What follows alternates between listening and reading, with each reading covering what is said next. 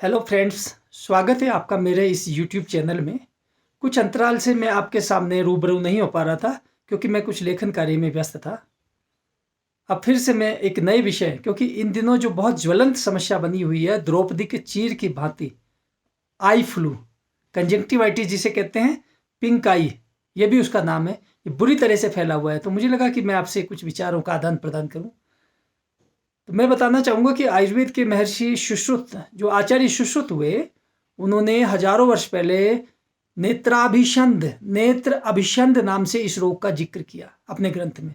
और वो लिखते हैं, प्रसंगात गात्र संस्पर्शात निश्वासात सह भोजनात् सहसय्या सनाचापी वस्त्र माल्यानुलेपनात् कुष्ठम ज्वरश्च शोषम च नेत्राभिषंद एव च औपसर्गिक रोगांश संक्रामंती नरा नरम। ये सुश्रुत निदान स्थान अध्याय 5 का श्लोक मैंने आपको बताया। वहां पर लिखा नेत्राभिषंद रोग होता है। और कैसे होता है? इन सबको उस महर्षि आचार्य सुश्रुत ने औपसर्गिक रोग यानी संक्रमणशील रोग का नाम दर्जा दिया और संक्रामक रोगों में इसकी गणना की है। तो उन्होंने ये भी बता दिया कि संक्रामक रोग कैसे फैलते हैं। तो आचार्य सुश्रुत जो लिख रहे हैं इस श्लोक में, प्रसंगात यानी स्त्री सहवास, गात्र संस्पर्शात किसी के शरीर को छूने से, निश्वासात किसी की श्वास से, सह भोजनात् किसी रोगी, ऐसा रोगी जिसको आई फ्लू हुआ है उसके साथ भोजन करने से, सहसय्यासना चापी उसके साथ बैठने से, उसके साथ सोने से, उसके वस्त्र पहनने से, उसकी माला को धारण करने से ये रोग फैलता है। और जैसे कुष्ठ रोग है, बुखार है, शोष रोग है, उसी तरह से नेत्राभिषंद रोग भी फैलता है। इसलिए हमें इन दिनों विशेष सावधानी रखनी चाहिए। हमें हाथ मिलाने से बचना चाहिए। नमस्कार कीजिए हाथ जोड़ करके, जो भारतीय संस्कृति है उसका अनुकरण कीजिए। तो मैं मुख्य विषय पर आ रहा हूँ कि आयुर्वेद में नेत्राभिषंद यानी आई फ्लू रोग से बचने के लिए, और यदि हो जाए तो उसके उपचार के लिए एक से एक बढ़ करके औषधि रत्न भरे पड़े हैं। जैसे नीम है, हल्दी है, दारू हल्दी है, रसोंत, गुलाब के फूल है, गुलाब का अर्क है, फिटकरी है, गिलोय है, त्रिफला है। इनमें से एक भी पकड़ लीजिए आप, आपका कल्याण हो जाएगा। आप आई फ्लू से बच जाएंगे, या आपको हो गया है तो उसका उपचार हो जाएगा। बहुत सारे परिवारों में एक को हो जाता है तो पूरे परिवार पीड़ित हो जाता है। तो आप कितनी औषधियों का सेवन करेंगे? कोई औषधि विशेष की आवश्यकता नहीं है। आयुर्वेद अपनाइए। आप आई फ्लू है, घबराइए मत, आयुर्वेद है ना। क्योंकि ये वैसा ही है, कोविड के टाइम में जैसे आयुर्वेद काम आया, ऐसे ही इसमें भी आयुर्वेद ही काम आता है। आयुर्वेद की बहुत सुंदर परिणाम है। बहुत हजारों वर्षों से इसको कहते हैं कि ये टाइम टेस्टेड चिकित्सा पद्धति है। दादी नानियों के नुस्खे इसमें भरे पड़े हैं, एक से एक खजाने भरे पड़े हैं। तो मुझे याद आ रहा है, राजस्थान में एक सैलून में एक नाई होते थे, और वो प्रसिद्ध थे कि भाई वो आई फ्लू की दवा डालते हैं आंखों में। तो वो नुस्खा मैं आपको शेयर करता हूँ कि मुझे आज याद आ रहा है, क्योंकि मैं ये वीडियो तो मैं शिमला से बना रहा हूँ। यहाँ पर अभी आई फ्लू इस समय थोड़ा कम है, लेकिन थोड़ी जल्दी जल्दी यहाँ पर भी आने वाला है। तो वो नाई क्या करते थे, हमने उनका रहस्य जानने के लिए प्रयास किए। बाद में हमें काफ़ी मेहनत के बाद, मशक्क़त के बाद ये पता चला कि वो क्या करते थे। फिटकरी को, जो फिटकरी का पत्थर होता है, उसको पानी में डुबो करके उसकी 4-5 बूंदें आंखों में डाल देते थे। इस प्रयोग को दिन में 3 बार करने मात्र से आई फ्लू रोग शांत होने लग जाता है। चमत्कारिक परिणाम आते हैं। खुजली, आंखों की खुजली, आंखों की लालिमा, आंखों का संक्रमण, ये सब इससे दूर होने लग जाते हैं। करके देख लीजिए, घर में घरेलू प्रयोग है। जिसके पास कुछ नहीं है, पैसा नहीं है, सिर्फ फिटकरी तो ला सकता है, वो उसको ड्रॉप की तरह उसको पानी में भिगोए, थोड़ा सा पानी में, हल्का सा पानी में डालना है, और उसके बाद सीधे आंखों में, ऊपर आंखों में ऐसे ड्रॉप की तरह डाल देना है उसकी बूंदें। उसमें पानी में असर आ जाता है। जैसे ही आप पानी में फिटकरी डालते हैं, थोड़ा सा पत्थर को डुबोते हैं। दूसरा प्रयोग क्या है, आंखों को धोने की आवश्यकता पड़ती है, क्योंकि इस रोग में आंखों में जलन, आंखों में खुजली, खारिश, आंखों की लालिमा, ये सब शिकायतें होती हैं। और आंखों से एक प्रकार का पुए, पस जैसा पदार्थ निकलने लग जाता है। तो ये एक प्रकार का सूजन ही तो है। आंखों की एक परत है, कंजक्टिवा, उसका सूजन है। उस संक्रमण के कारण ही सूजन आता है। संक्रमण वायरल भी हो सकता है, संक्रमण बैक्टीरियल भी हो सकता है, संक्रमण के अनेक कारण हो सकते हैं। तो इसमें क्या करना है, आंखों को धोने के लिए आप लिख लीजिए, आंखों को धोना जरूरी है। पहला फिटकरी का प्रयोग मैंने आपको बताया। आप क्या कर सकते हैं, फिटकरी और गुलाब जल का लोशन भी बना सकते हैं। आप फिटकरी को बारीक पीस लीजिए, पाउडर मिल जाता है। शुद्ध स्फटिका आयुर्वेद में मिल जाता है औषधि विक्रेताओं के पास, शुद्ध स्फटिका इस नाम से। इसको ले लीजिए थोड़ा 5-10 ग्राम, इसको आप 50 ml गुलाब जल में मिला लीजिए मिक्स करके, और अच्छे से छान लीजिए। इसको ड्रॉप भर लीजिए ड्रॉपर में। आप दिन में 3 बार 4 बार डालिए, आप अद्भुत लाभ मिलेगा। आप करके तो देखिए। आप स्वदेशी चिकित्सा पद्धति आयुर्वेद में इतने खजाने भरे पड़े हैं कि आप उनको लाभ तो लीजिए। आपको किसी प्रकार की अन्य औषधियों की आवश्यकता ही नहीं पड़ेगी। आंखों को धोने के लिए आप हल्दी और नीम का पानी तैयार कर सकते हैं। हल्दी आप ले सकते हैं, घरेलू हल्दी पाउडर है, आधी चम्मच हल्दी पाउडर, और उसमें नीम की पत्तियां डाल दी कूट पीस करके, उबाल करके पानी मिला, उसको छान लीजिए। उस पानी को आप आंखों को धोइए, उसको रुई भिगो करके कॉटन बॉल्स बना करके आंखों पर लगाइए। आपको राहत मिलेगी, पहले ही दिन आपको राहत मिलती है।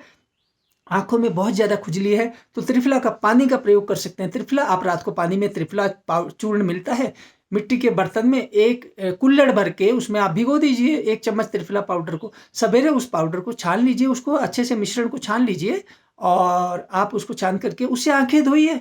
आई फ्लू में बहुत चमत्कारिक लाभ मिलते हैं, संक्रमण कम होने लग जाता है, बहुत तेजी से कम होता है। इसके अलावा जो आपको आई ड्रॉप्स का मैं बता देता हूँ, और भी आई ड्रॉप्स आप बनाना चाहते हैं तो भुना हुआ सुहागा आयुर्वेदिक औषधि विक्रेताओं के पास शुद्ध टंकण नाम से मिलता है। शुद्ध टंकण आप ध्यान से सुन लीजिए, मैं लिख दूंगा यहाँ पर। और इसमें हल्दी पाउडर, आधी चम्मच शुद्ध टंकण ले लीजिए, आधी चम्मच हल्दी का पाउडर ले लीजिए, गर्म पानी में उबालिए, और उबालने के बाद आप इसको जो है इससे आंखों को धोइए, छान लीजिए पहले, इसके बाद आंखों को धोइए। दिन में 3-4 बार आप ये प्रयोग करिए, पूरे परिवार को कराइए यदि पूरे परिवार को संक्रमण है। तो हल्दी दिव्य औषधि है। हरिद्रा तुरसे तिक्ता रुक्षोष्णा विषकुष्ठनुत मेह कंडू व्रणान हंति देह वर्ण विधायिनी विशोधनी कृमिहरा पीनस अरुचि नाशिनी। धन्वंतरी निघंटू में लिखा हुआ है हल्दी के इतने सारे गुण। हल्दी जबरदस्त एंटीबायोटिक है, एंटीवायरल है। हल्दी और नीम की तुलना में कोई एंटीवायरल और एंटीबायोटिक है ही नहीं दुनिया में, तो इसका क्या इतना अच्छा रुख शोषणा, ये लिखा है श्लोक में, क्या लिखा है, रुख शोषणा। हल्दी रूखी है, तासीर में गर्म है, इसके कारण से इससे आप आंखें धोते हैं तो वायरल लोड कम हो जाता है, संक्रमण कम होने लग जाता है। विष को खत्म करती है, शरीर को डिटॉक्स करती है। कंडू कहते हैं खारिश को, हल्दी जो है खारिश को खत्म करती है। जख्म हो जाए आई फ्लू में तो उसको भर देती है, और शरीर शुद्धि करती है आंखों की। और कृमिहरा का मतलब तो है ही वायरल बैक्टीरियल संक्रमण, ये सब कृमि है, इनको खत्म करती है। तो इतने हजारों साल पहले हल्दी की महिमा बताई। इसी प्रकार से एक और आप आई ड्रॉप बना सकते हैं घर में। ये हिमाचल प्रदेश के संदर्भ में तो बहुत ही उपयोगी है। लाखों लोग जब आई फ्लू से पीड़ित होंगे, ये रामबाण नुस्खा मैं हिमाचल प्रदेश के लोगों को विशेष रूप से देना चाहूँगा। रसोत का पानी, रसोत यहाँ पर बहुत होती है, उसको कहते हैं दारू हल्दी। पहाड़ी क्षेत्रों में दारू हल्दी, इसको पहाड़ी भाषा में कश्मल की जड़, उसकी जड़ लेनी है, और ये अद्भुत औषधि है। इसका सूखा हुआ जो बनता है, पंसारी बेचते हैं, उसको रसोत कहते हैं। इसी से बनती है बर्बेरिस एरिस्टाटा, इसका वानस्पतिक नाम है। आपको करना क्या है, आधा गिलास उबला हुआ पानी लेना है, इस पानी में गंगा जल लेना है 1 चम्मच, आधा गिलास उबला हुआ पानी, 1 चम्मच गंगा जल इसमें डाल दीजिए, थोड़ी सी कच्ची हल्दी का पाउडर डाल दीजिए, थोड़ी सी रसोत पंसारी से ले लीजिए, या फिर कश्मल जो मैंने बताया दारू हल्दी, इसकी जड़ का लगभग इतना 1 अंगुल टुकड़ा कूट करके थोड़ा डाल दीजिए। रात को 24 घंटों में आप इसको भिगो देना है मिट्टी के बर्तन में। सवेरे इसको छान करके, कुछ नहीं करना है, उबालना भी नहीं है, आप इसको सवेरे छान लीजिए इस पानी को, और कांच की शीशी में सुरक्षित रख लें। दिन में 3-4 बार ये औषधि आंखों में डालिए। आई फ्लू का रामबाण अचूक नुस्खा है, करके तो देखिए। तो दारू हल्दी के गुण इतने बताए। तिक्ता दारू हरिद्राशात रूख शोषणा व्रण मेहनुत, जख्म को खत्म कर देती है। कड़वी है, रूखी है, और गर्म है तासीर में, इसलिए तो काम करती है। और आपको पता है दादी नानियां रसोत को घर में रखा करती थी, घर की औषधि में रखती थी रसोई में, उसके द्वारा ये बहुत सारी बीमारियों को ठीक कर लेते थे। और लिखा है अगली पंक्ति में, कर्ण नेत्र मुखोद्भूतम रुजम कंडुम च नाशेत। कंडू कहते हैं खारिश, आंखों की खुजली को खत्म कर देगी। कान और नेत्र के इनमें पैदा होने वाले रोगों को ये जड़ से खत्म कर देती है।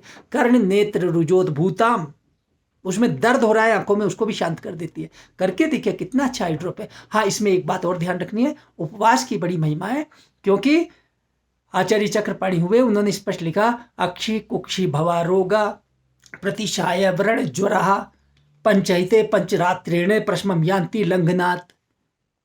आंखों के रोग, कुक्षी कहते हैं पेट के रोग, जुकाम, प्रतिशय कहते हैं जुकाम को, व्रण कहते हैं जख्म, शरीर में कहीं जख्म हो जाए, और ज्वर, ज्वर कहते हैं बुखार, जख्म भी अंदर हो जाए, आंतों में बाहर हो जाए, कहीं भी शरीर में कहीं भी जख्म है, पंचैते, ये 5 बीमारियां 5 रात्रियों में प्रशमम यान्ति लंघनात्। लंघन का मतलब है उपवास करने से, यानी कम खाइए, संतुलित खाइए, रात्रि भोजन से बचें, समय पर खाइए, उसके द्वारा आपको आई फ्लू में भी लाभ मिलता है। आपको इस मौसम में विशेष ध्यान रखना है, भोजन का उपवास रखने का प्रयास करें। और ये एक बहुत अच्छा प्रयोग मैंने आपको बता दिया। एक और नुस्खा मैं आपको देना चाहता हूँ, जन कल्याण की भावना से मैं आपको अर्पित कर रहा हूँ, लोकार्पित कर रहा हूँ। क्यों कर रहा हूँ? ताकि लोगों का भला हो सके। आपको पंसारी से नौसादर लेना है, नौसादर ले लीजिए, कुछ शुद्ध करने की जरूरत नहीं है। नौसादर 10 ग्राम ले लीजिए, 10 ग्राम या 5 ग्राम ले लीजिए, और 5 ग्राम कपूर ले लीजिए। इनको पाउडर बना करके किसी डिब्बी में रख लीजिए। इसको दिन में 3-4 बार इस डिब्बी को खोलिए और सूंघिए। आंखों का सीधा नाक से संबंध है, और आई फ्लू के रोगियों को इस प्रयोग से चमत्कारिक लाभ मिलते हैं। करके देख लीजिए, 3-4 बार सूंघना ही तो है, आपको कुछ नहीं करना इसमें, इतना आसान प्रयोग है। तो यहाँ पर क्योंकि कंजंक्टिवाइटिस है, एक प्रकार का एक सूजन है, आंखों की झिल्ली की सूजन है, तो आपको जो परहेज योग रत्नाकर में सूजन रोग में बताए गए हैं, आचार्य ने बताए, तो वो कह रहे हैं कि पिष्टान्नम उष्णम लवणानि मध्यम मृदम दिवा स्वप्नम अजांगलम पयोगुणम तैलम अथो गुरुणी शोफम जिघ्रांशु परिवर्जेधि। शोथ रोग हो जाए, सूजन आ जाए कहीं भी, तो क्या क्या बंद रखना है? पिष्टान्न, जैसे उड़द की दाल के बड़े इत्यादि। उष्णम, बहुत ज़्यादा गर्म चीज़ों का सेवन। लवणानी, नमक का सेवन कम करें। मध्यम, मदिरा पान न करें। मृदम, मृदम दिवा स्वप्नम, दिन में नहीं सोना चाहिए आई फ्लू के रोगी को।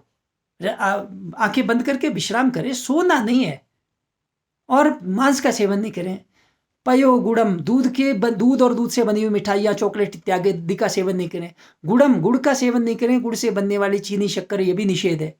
तैलम, क्योंकि ये सूजन को बढ़ाती हैं। और तेलम, तेल तड़का अधिक मात्रा में, समोसा, कचौड़ी, तेल से बनी हुई चीज़ों का सेवन बिल्कुल नहीं करें। अथो गुरुणी, गुरुणी कहते हैं पचने में जो गरिष्ठ भोजन है, भारी भोजन है, उसका निषेध करें। शोफम जिघ्रांशु परिवर्ज्यति, इतनी बातें मैंने आपको बता दी। बाकी धूपन, घर में गूगल, लोबान और नीम की पत्तियों का धूपन करें, धुआं हवन करें, तो उससे क्या है, नीम की पत्तियां डाल सकते हैं, उससे वायरल संक्रमण इत्यादि, बारिश में आपके घरों में इससे बचाव होता है। मेरा विषय आज मैं यहीं पर विराम देता हूँ। वीडियो यदि आपको अच्छा लगा तो जन कल्याण की भावना से इसको फैला दीजिए, क्योंकि लाखों मानवता के इससे पीड़ित है। आप गरीब आदमी भी हो सकता है, उसको इससे लाभ मिलेगा। तो ये जानकारी मेरे द्वारा लिखित महामहिम भारत रत्न राष्ट्रपति महोदय श्रीमान प्रणब मुखर्जी महोदय के कर कमलों से राष्ट्रीय पुरस्कार से पुरस्कृत इस पुस्तक से मैं आपको दे रहा था। आप देख लीजिए, मैं इसका लिंक आपको दे देता हूं। धन्यवाद। जय धन्वंतरी, जय आयुर्वेद।